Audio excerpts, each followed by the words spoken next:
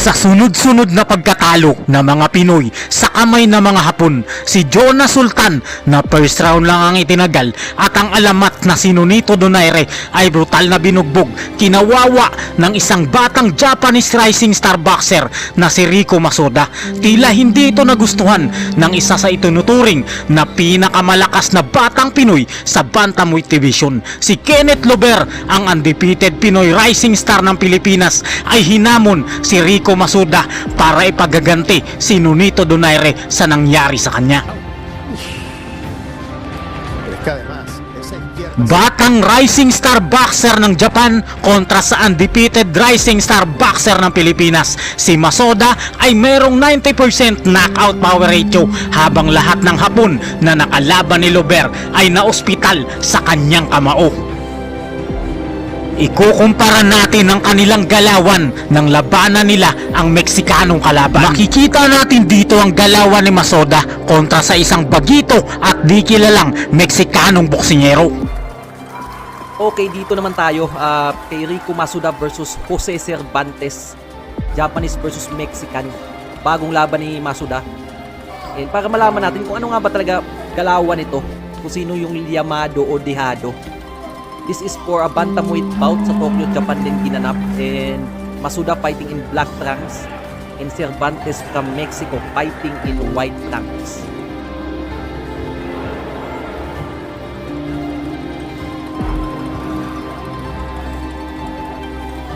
Same talaga ng style nun eh. Malalaman nyo mamaya. Umaatras, nagbabackpedal, kumakounter, malikot, diba? May suntok din. Ito naman ang galawan ng ating kababayan na si Kenneth Lober nang tinapos niya ang isang elite, napakatibay, former world champion na Meksikano. Lober swinging, throwing everything, and there's the knockdown. Here's telling Lober needed this kind of a workout. 2 previous fights ended in the first round. For Lober, he needed rounds, and Luis Concepcion certainly gave him those rounds. So a good lesson for him.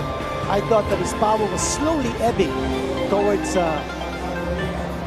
middle rounds, but he was able to recoup. He got Japan kontra Pilipinas, Kenneth Lober na tinaguri ang batang bersyon ni Manny Pacquiao kontra sa Japanese na nambubugbog lang ng matatandang Pinoy na boksingero. Malinaw naman siguro sa inyo kung sino ang mananalo, at kung hindi ka pa rin kumbinsido, ipapakita ko kung paano kinoma ni Kenneth Lober ang lahat ng Hapon na boksingero na nakalaban nito.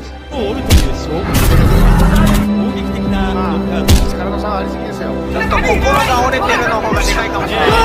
2回目、ノックアウト負け。もう1回。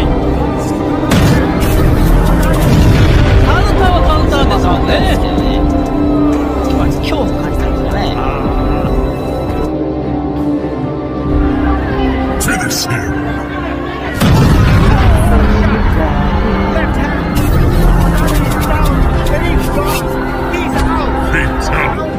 on the canvas. 捉えました。深いパンチを左が目を捉えている。パンチをもらい右。ダウンで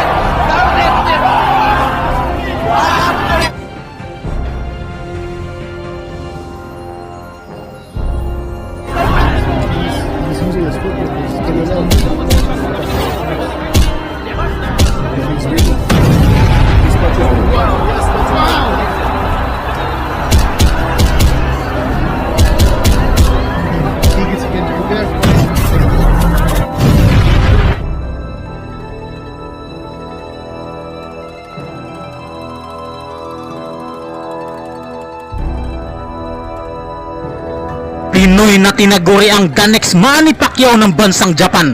Sobrang lakas, halos natigok lahat ng nakalaban. Stretcher at diretso ospital ang mga dayuhan, at sa huli niyang laban, napunit ang tenga ng Chinong kalaban. Kaya nag-agaw buhay talaga ito sa ating kababayan.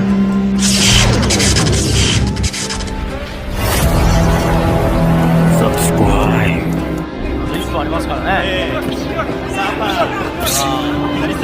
ちょっと心が折れてるの方がでかいかもしれない。2回目。心を折ることでしょ。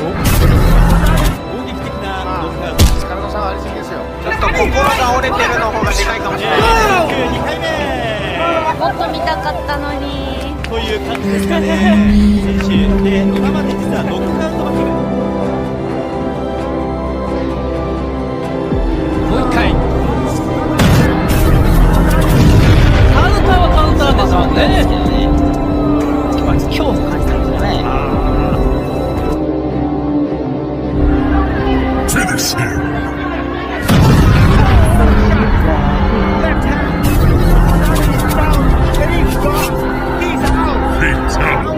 On the canvas, there's 捉えました。深いパンチを。左が目を捉えている。パンチ前右。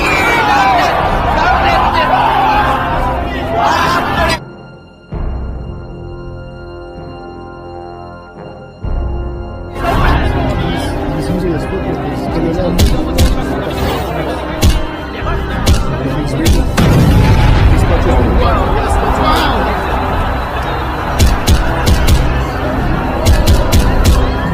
He gets in there.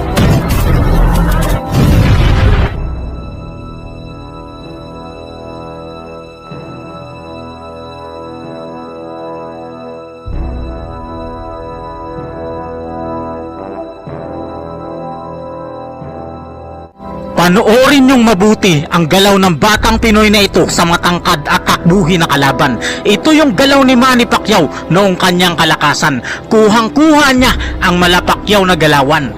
At sino ang nagtitraining sa kanya? Si Alex Ariza, ang legendary professional strength and conditioning coach ni Manny Pacquiao. Eto si Alex Ariza, ang professional strength and conditioning coach ni Manny Pacquiao na siyang naging dahilan kung bakit siya naging 8th Division World Champion. Kenneth Lover ay ang pinagmamalaking batang boksingero ng General Trias, lalawigan ng Cavite. Bata pa lamang ay hawak na siya ng isa sa mga legend ng boxing sa Pilipinas na si Jerry Peñalosa. Sinanay siya ng gusto ng Peñalosa Boxing Gym para maging halimaw na boksingero, para balang araw ay susunod na legend na boksingerong Pilipino. Ang una niyang binangga ay ang superstar ng Mindanao, isang undefeated na Pinoy na boksingero na si James Pagaling. Pero ospital ang inabot nito at hanggang ngayon ay nagpapagaling pa rin dahil sa lakas ng kamao ng ating pambato. Araw ng Sabado, July 29 taong 2023 sa Eco Oil Center, San Juan City, Manila, naganap ang isa sa pinakamalaking boxing event sa kasaysayan ng Pilipinas. Lalaban si Kenneth Lover para sa Philippines Games and Amusement Bantamweight Title Championship ng Pilipinas. Makakalaban niya rito si James Pagaling ng Claveria, Misamis Oriental, Mindanao. Undefeated ang boksingerong ito at may 8 panalo, 5 sa pamamagitan ng KO at walang talo. Kaya heavy underdog ang ating pambato. Wala daw pag-asang manalo si Kenneth Lover ayon sa mga boxing analyst at ito ang kanilang malinaw na pananaw. Pero magugulat ang lahat dahil 4 na round lang ang itatagal ng boksingero na nagmula sa Mindanao. Opening will come up. Yun, just with the right hand there, abandoned his right jab. From different angle, we saw it. Dahil sa sobrang husay at lakas ng kamao ng ating kababayan ay nakomatos, dinala sa ospital na wala ng malay ang kanyang kalaban. Dahil sa mga impresibo at sunod-sunod na panalo ng ating pambato ay nabigyan agad siya ng pagkakataon na lumaban para sa WBO Asia Pacific Youth Bantamweight Title. So pagkatapos ng mga tagumpay ni Kenneth Lover na natiling undefeated ang kanyang kartada, kaya pinalaban na siya sa mga matitibay na Hapon na boksingero. Pero ang mga Hapon na ito ay first round lang po ang itinagal sa ating pambato. Ang unang Hapon na kanyang nakalaban ay si Tulio Di Canarudo. Best friend ni Naoya Inoue ang Hapon na ito at palagi pa niyang kasparing. Pero first round lang talaga ang inabot nito sa ating pambato. Araw ng Linggo, December 15 taong 2024 sa Shimiyoshi Sports Center, Osaka, Japan ay dumayo ang ating kababayan. Makakalaban niya rito si Tulio Di Canarudo, ang bata ni Inoue, para sa Oriental and Pacific Boxing Federation Bantamweight Interim Championship. championship. Bagamat bata ni Naoya Inoue ang makakalaban ni Kabayan, magugulat naman ang buong bansang Japan dahil round number 1 lang ang itatagal ng Hapon na kalaban. Good setup with the hook. Papasok. And down goes Tulio in the very first round, ladies and gentlemen. Bagsak po ang kalabang Hapon. And that is it. What a fight. Napakagandang performance po ni Kenneth Llober. Ang sunod niyang nakalaban ay si Kita Kurihara, isang matinik na Hapon na boksingero. Ilang Pinoy na rin ang pinabagsak nito, pero kahit gaano siya kagaling at kalakas, first round lang din siya sa ating boksingero. He's really throwing his punches with aggression. Yes, that's a left. Is it? Matinding pagbagsak ang natamo ng Hapones na boksingero. Halatang napuruhan ito ng ating pambato. Would this be a preview of good things to come for Kenneth Llober?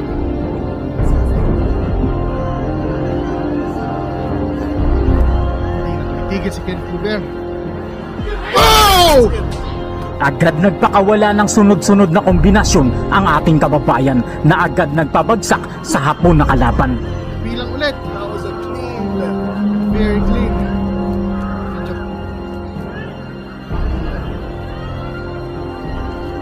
Maraming mga power. Oh! 30 seconds. That's it.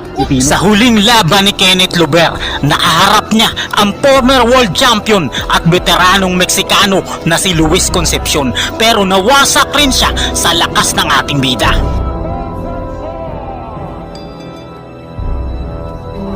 Big right hand.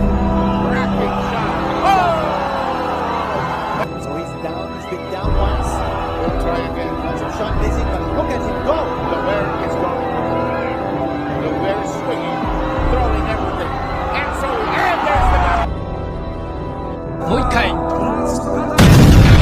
ンターはカウンターですもんね。やっぱり恐怖感じたんですかね。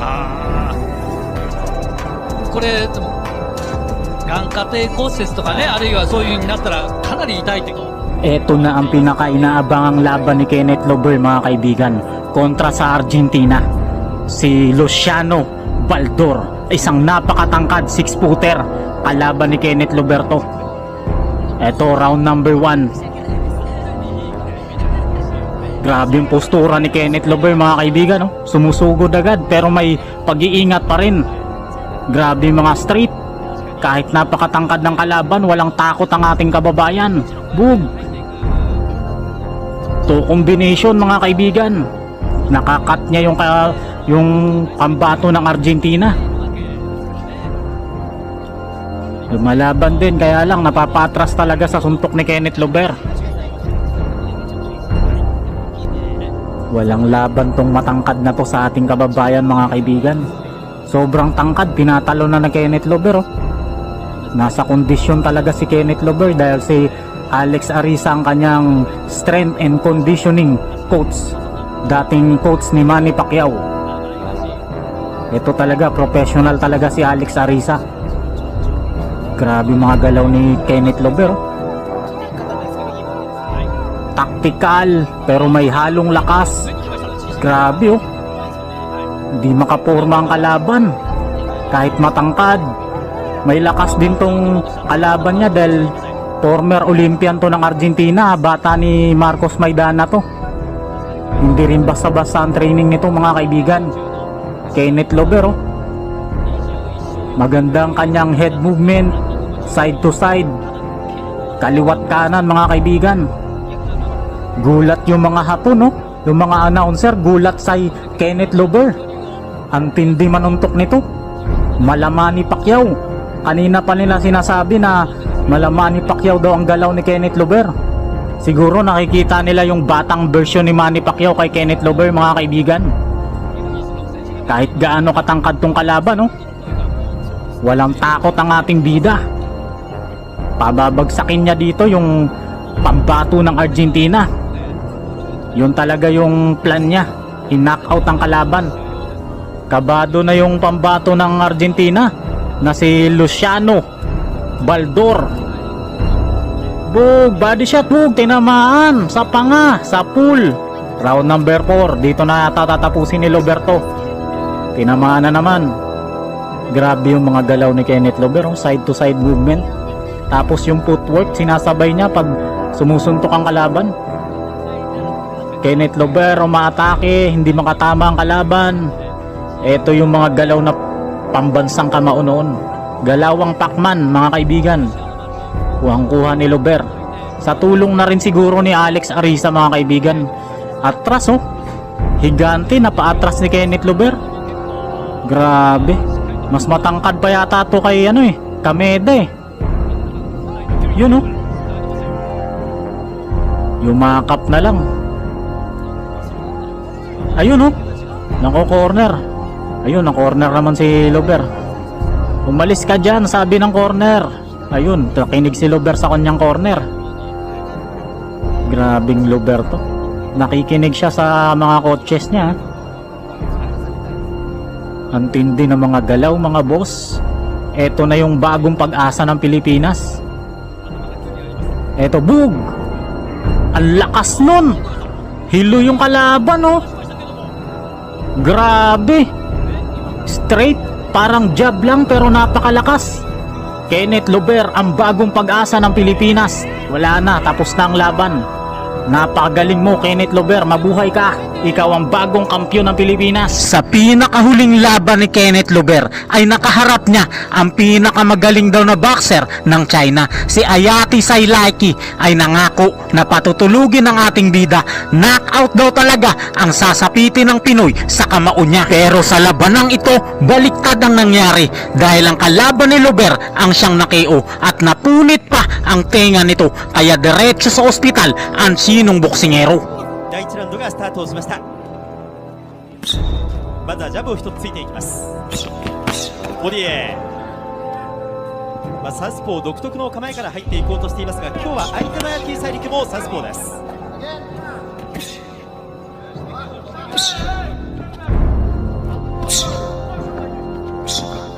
ボディ1つ入れていきました。スピードもあります。力強いですね、ケネス・ラバー選手は。はい。畠山さんの目にはこのケネス・ラバーどういう選手というふうに映っていますか？そうですね、はい、まあ、ちょっと硬いけど、まあ、パンチとかもあるんでしょうね、とにかく強気にパッキャオのような柔軟性はちょっとないけども、なるほど、まあ、いい選手ですね、個人的な、今も非常に硬いパンチを打ち込んでいきます。今回は防衛戦という形です。もともと暫定でタイトルを取ってその後タイトルを統一し、そして今回は防衛戦という形になります。ジャブを一つ突きながら、自分でしっかりと試合を支配していこうという形で入っているケネス・ラバー、左ストレート。大樹さん、この試合どんなところを注目されますか？そうですね、でもこのアヤティ選手、ガードが硬いです。ガード硬いだけじゃ勝てないんでね、なんでどこか隙間だったり、ボディだったりしないと、ポイントすら取れないんで、どこでどう出してくるかですよね。今はこうやってガードを固めながらちょっと伺っているという感じです。1ラウンドはね、様子見とかでね、あるとは思うんですけど、なのでちょっと今、ケネス・ラバーの方が煽ってきました。ボディ乗ってくるんでね、これだったら、ジャブかなりもうマニパッキャですよね、踊るように動いています。ちなみに言うと、アヤティ・サイリク選手はかつて中国で戦った試合で元日本ユースフェザー級のユースチャンピオンだった花房弘樹選手と戦って引き分けているというレコードも持っています。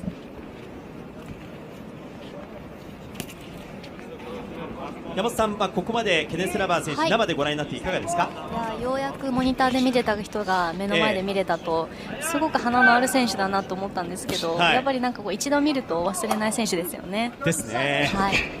自信を持って、こうやってね相手を詰めていきます。まだアヤティ・サイリクの方がボディちょっと効いたかな。少し動きが止まりました。まだ手出してないですからね。ですね。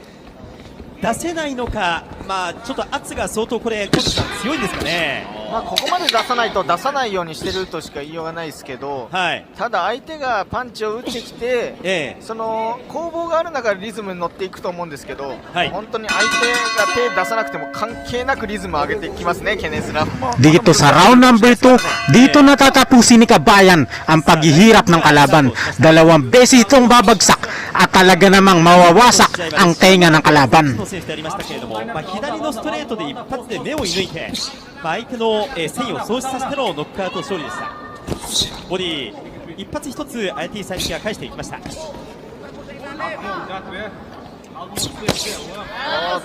右からしっかりと、コンビネーションつなげていきます。スピードとパワーが共存してますよね。ボディへ強く打っていきました。相当な圧、これをかけていきます。左フック、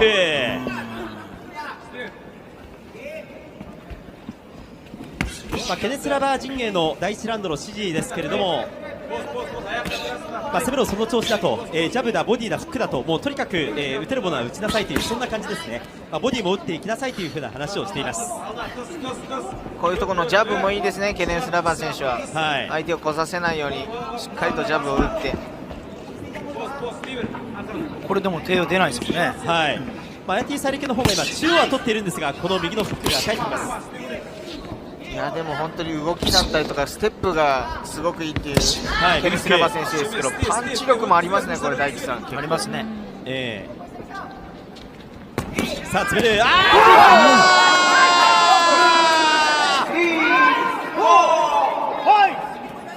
ちょっとここが折れかかっている。